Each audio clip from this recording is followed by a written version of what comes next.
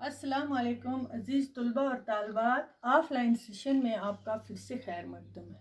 پیارے بچوں، ہم نے پہلا سبق یہ پڑھا تھا اخلاق نبی پاک صلی اللہ علیہ وسلم۔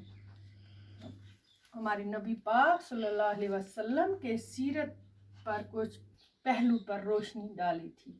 ان کے بلند اور اعلیٰ اخلاق، ان کے خلق عظیم سب سے زیادہ متاثر کرتے ہیں، عالم انسانیت کے لیے ایک درس ہے۔ پیارے بچوں، ان کے جو دشمن بھی تھے جانی، شریفانہ اور پاکیزہ اخلاق کے ان کے جو تھے، ان کی وجہ سے انہوں نے اپنے دشمنوں کو بھی معاف کیا۔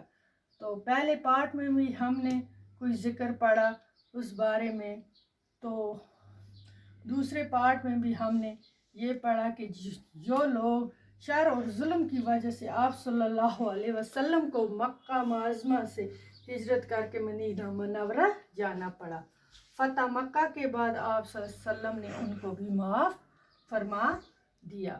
تو اور ایک مرتبہ ہم نے پھر اس کے بعد کیا ہوا کہ منافق جو قتل کرنے کے ارادے سے آپ صلی اللہ علیہ وسلم پر حملہ کرتے تھے، اس میں بھی وہ کامیاب نہیں ہو سکے۔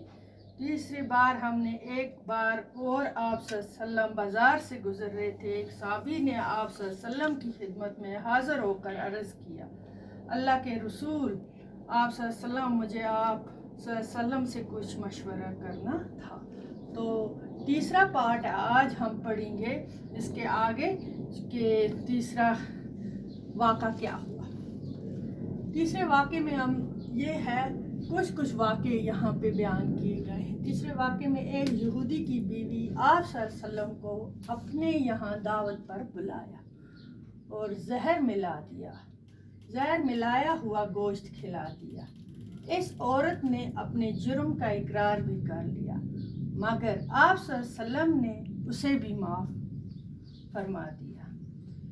آپ ایک مرتبہ ایک بدوئی قرض خواہ، بدوئی ہوتا ہے جو خانہ بدوش لوگ عرب کے ہیں، ان کو بولتے ہیں، ٹھیک ہے بچوں، کیا کیا؟ قرض خواہ اپنے قرض کا تقاضا کرنے کو آیا، کچھ قرض لیا تھا، اس کے بارے میں وہ مانگنے کے لیے آیا۔ اس نے بڑی سختی اور غصے سے تقاضا کیا، قرض اس نے مانگا، زور سے غصہ کیا۔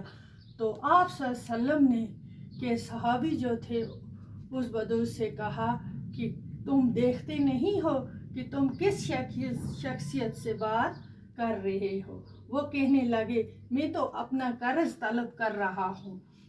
حضور پاک صلی اللہ علیہ وسلم نے اپنے ساتھیوں سے فرمایا کہ اس کی حمایت کرنی چاہیے۔ کیا کہا حضور پاک صلی اللہ علیہ وسلم نے صحابیوں سے کہ اس کو ڈانٹو مت، اس کو غصہ مت کرو، یہ کیونکہ اس کا حق ہے، یہ اپنا حق مانگنے کے لیے آیا ہے۔ پھر اس کا حساب بے باک کرنے کا حکم دے دیا کہ اس کو جو قرض دیا ہے اسے جلدی دے دو، اسے غصہ مت کرو، یہ صحیح ہے، اس کے حق سے کچھ زیادہ اسے دلوا دیا۔ تو ایک دفعہ کا ذکر ہے، حضور پاک صلی اللہ علیہ وسلم زید بن ثانیہ سے 80 مشفال ہونا اس شرط پر لے کر ایک بدوی کو دے دیا، وہ ہوتے ہیں سکہ سونے کا، اسے کہتے ہیں۔ پیارے بچوں، یہاں پہ آپ لکھ کے بھی ہے یہ، تو اس بدوی کو دے گیا، شاید سونے کا ایک سکہ جو عرب میں رائج ہوتا تھا، عرب میں ہی بنتا تھا وہ سونے کا سکہ، اسے کہتے ہیں مشکات ہونا۔ تو اس شرط پر لے گئے اور ایک بدوی کو دے دیا، اسے کو جو خانہ بدوش تھا، اور وہ